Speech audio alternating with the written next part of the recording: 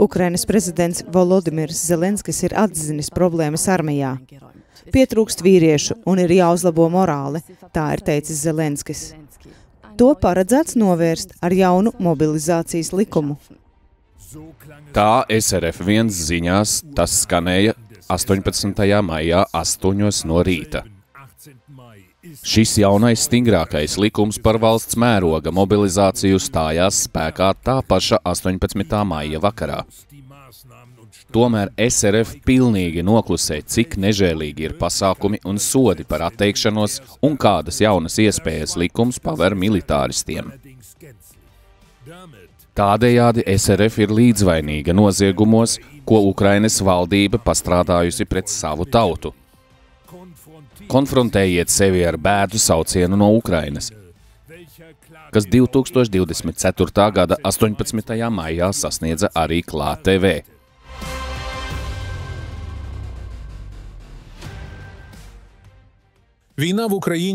Karš Ukrainā jau ilgu laiku izskatās ļoti dīvaini.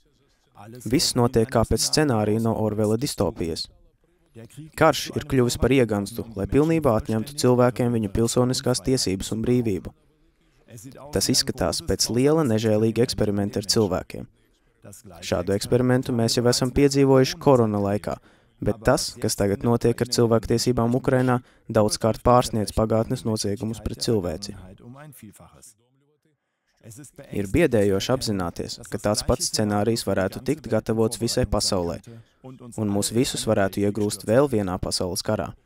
Tūlīt redzēsim, cik zemu ir nogrimusi šī kādreiz plaukstošā un brīvā valsts. Iesaukšanas vecuma vīriešiem vairs nav atļauts izbraukt no Ukrainas. 10 000 vīriešu cenšas nelegāli aizbēgt, ejot pāri kalniem un upēm. Gandrīz katru dienu no upes, kas robežojas ar Rumāniju, tiek izcelti noslīkušu vīriešu līķi. Šīs bēgšanas mērogs ir milzīgs.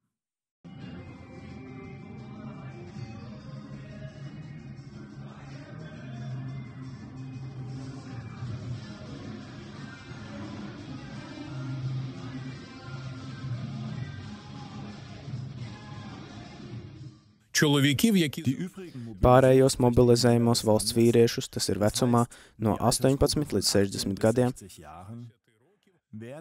savāc pilsētas ielās, piekauj un piespiež doties uz fronti.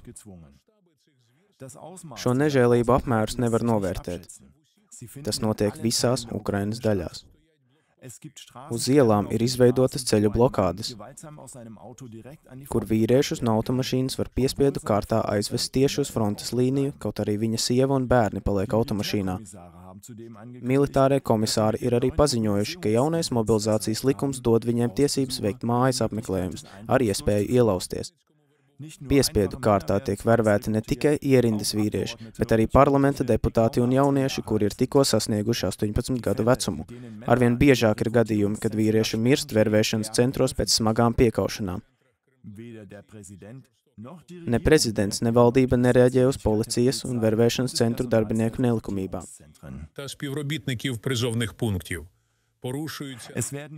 Tiek pārkāpta ne tikai konstitūcija un Eiropas vērtības, bet arī cilvēka pamatnormas un morāle. Cilvēki neatrod aizsardzību pat tiesās. Turpmākajā filmā redzamais materiāls nav domāts cilvēkiem ar vājiem nerviem.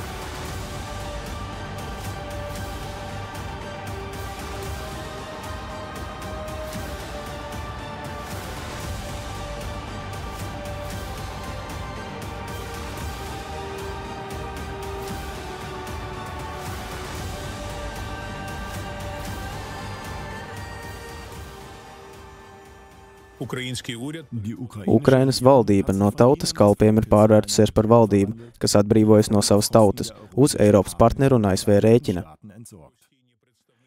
Eiropas Savienības pastāvīgās misijas, piemēram EDSO, UNICEF un citas, izliekas, ka nepamana šos cilvēktiesību pārkāpumus, tādējādi kļūstot par līdzdalībniekiem Ukrainas pilsoņu masveida iznīcināšanā. Tā kā pat militārie ģenerāļi gan pasaulē, gan pašā Ukrainā apzinās, ka Krieviju militāri nav iespējams sakaut, šim notiekošajam karam noteikti ir citi mērķi. Cilvēku fiziska iznīcināšana un cilvēktiesību iznīcināšana. Tas ir fakts, ka visam ir jābūt aprēķinātam, izrēķinātam. Galu galā, kad Ukraina pirms vairākiem mēnešiem kārtējo reizi lūdza ASV un tās Eiropas partneriem atbalstu ieroču sūtījumu veidā, lai spētu stāties pretī Krieviem, ļoti ilgu laiku nekas nenotika. Tikai tad, kad Ukrainas augstākā padome 24. gada 18. maijā pieņēma jaunu likumu par mobilizācijas pastiprināšanu, ASV Kongress nobalsoja par jaunas ieroču paketes nodošanu. Ukrainas ārlietu ministrs Kuleba nepārprotami teica, viņi nodrošina ieročus, mēs nodrošinām cilvēkus. Skaidri izskatās, ka viņi nevēlas ātru uzvaru pret Krieviem, bet drīzāk vēlas, lai šis karš turpinātos pēc iespējas ilgāk. Mēs kā valsts tiekam apkrāpti. Ieroči tiek izmantoti tikai pret cilvēkiem, kas tiek sūtīti uz fronti, bet nauda tikai pret ekonomikas daļām, pret zemi un izevielām. Taču ne jau valdība pati slikti izturs pret cilvēkiem, bet gan pilsoņi, kas fanātiskā paklausībā pilda tās pavēles un pazemo savus līdzpilsoņus.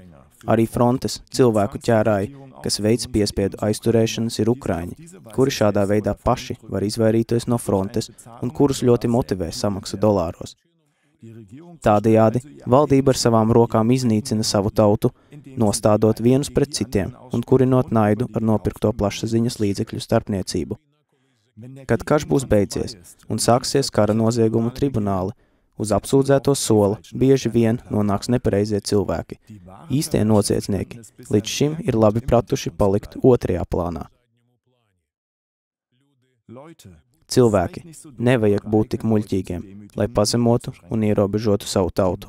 Īstie aukliņu vilcēji tikai vēlas, lai cilvēki aklā niknumā cits citam sistu pa galvām, lai paši varētu netraucēti rīkoties.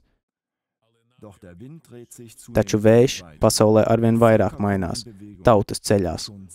Pavisam drīz visās valstīs uz apsūdzēto sola sēdēs īstie noziedznieki, un spriedumu pasludinās tauta.